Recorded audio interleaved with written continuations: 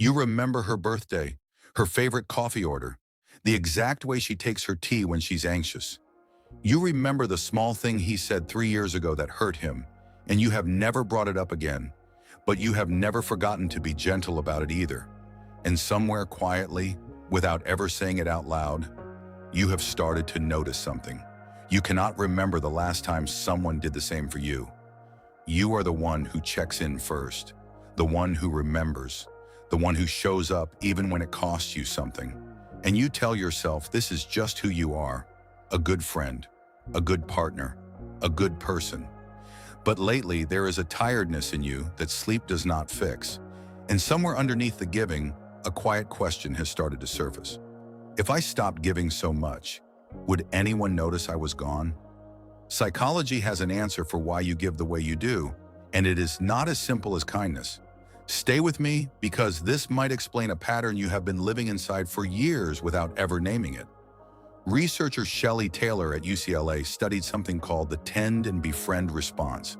It describes people who, under stress, do not fight and do not flee. Instead, they take care of others.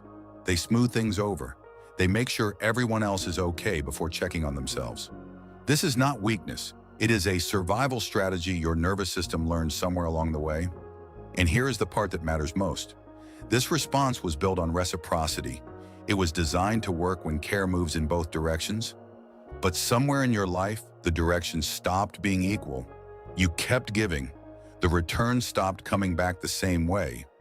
And your nervous system, instead of correcting course, simply adjusted to running on less. This did not start with the people in your life right now. It started earlier.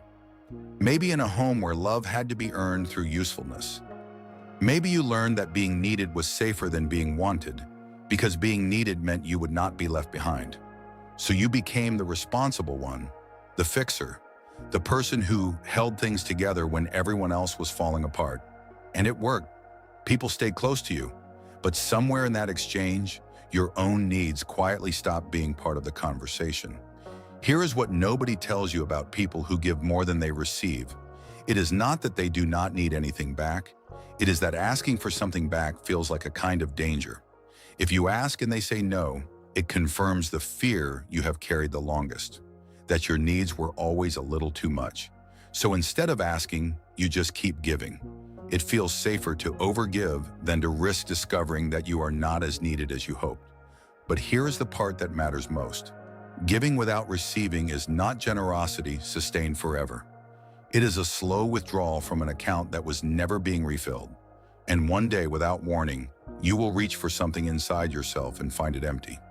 Ask yourself honestly, when someone offers to help you, what is the first feeling that rises? Is it relief? Or is it a strange discomfort? Almost guilt, as if receiving makes you indebted somehow? That answer tells you something true about why you give the way you do. Here is what I want you to know. You are allowed to need things. You are allowed to be tired. You are allowed to let someone else remember your coffee order for once. Your worth was never measured by how much you carry for other people. It was already there before you ever learned to prove it. The people who give the most are often the ones who deserve to receive the most. It is time some of that came back to you. If this is you, tell me in the comments one word for what you wish someone would do for you without you having to ask. And if you want more videos like this, subscribe to Psychology Unpacked. Understanding yourself starts here.